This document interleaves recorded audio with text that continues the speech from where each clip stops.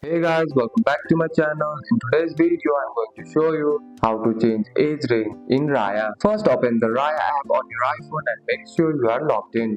Once you are on the main screen, tap on your profile icon. This is usually in the corner of your app. Now tap settings. Inside settings, look for preferences or discovery settings and tap on it. You will see an option for age range. You will see two sliders, one for minimum age, one for maximum age. You can use your finger to slide them left or right. Choose the age range you want to see. Once you set your age range, Raya will save it automatically. If you see a save button, tap it just in case. Go back to the main screen and Raya will now start showing profile that match your age range, and that's it. That's all for today's video guys. If you found this video helpful, drop a like and subscribe for more videos. Thanks for watching. See you in the next one.